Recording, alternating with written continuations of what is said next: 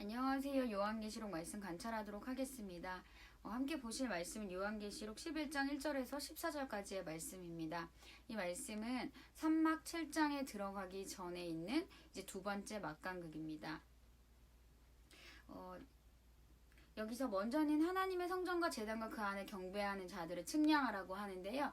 이 측량함의 목적은 하나님의 그 보호를 위함입니다. 보호하기 위해서 측정하는 것이고요. 이때 하나님의 사람들이 핍박을 받게 되는데 그것으로부터 보호하는 것입니다.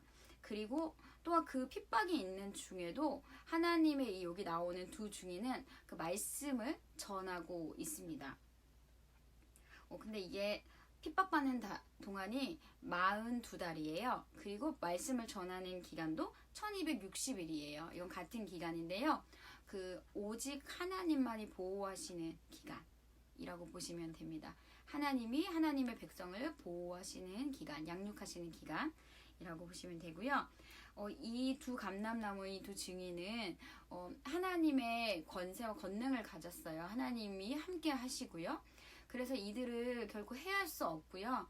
이들을 치려고 해하려고 하는 자들은 그대로 보복을 당하게 됩니다. 그렇게 나왔고, 이들이 그 증언을 마칠 때에 무적행으로부터 이제 올라오는 짐승이 있어요. 그 짐승이 이제 전쟁을 일으키고 싸움을 거는 거죠. 그러면서 이제 그 증인들이 죽임을 당하게 됩니다. 그 두 증인은 죽임을 당하고요. 그들의 시체가 길에 있고 3일 반이나 장사하지 못하였다고 합니다. 죽임뿐만 아니라 굉장히 모욕을 주는 것이죠. 그리고 이 일들을 원수가 기뻐한다라고 이야기합니다. 그 죽음에 대해서도 기뻐하고 그들을 모욕 주는 것에 대해서도 매우 기뻐하는 거죠. 그러나 우리 이미 예수 그리스도는 승리하셨는데 이들이 그것에 대해서 대항하고 전쟁을 일으키고 그냥 즐거워하는 것처럼 보이나 아무 의미가 없는 싸움인 것입니다.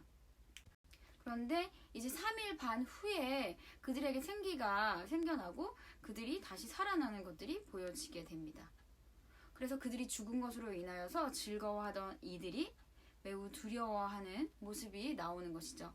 어떤 사람들은 이것을 휴거라고도 말하고 부활이라고도 말하는데 그것보다는 하나님의 교회가 핍박받아 없어지는 것 같고 소멸되는 것 같지만 결국은 다시 일어나는 것, 결국은 다시 부활하는 것, 그것에 대해서 나타내는 것으로 알아주시면 좋을 것 같습니다. 결국 사단은 승리한 것처럼 보이지만 이긴 것처럼 보이지만 이긴 것이 아니고 어떠한 힘도 없고 오직 예수님만 승리하셨고 그 결과를 끝까지 성취하시는 분은 오직 예수님과 하나님의 교회뿐입니다.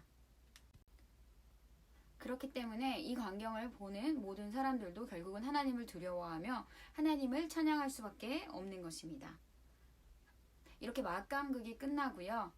이제 첫째 화와 둘째 화가 지나갔고 이제 7장을 통해 셋째 화가 이제 나타날 것인 것에 대해서 이제 이야기하고 있습니다. 이렇게 오늘의 관찰은 마치도록 하겠습니다.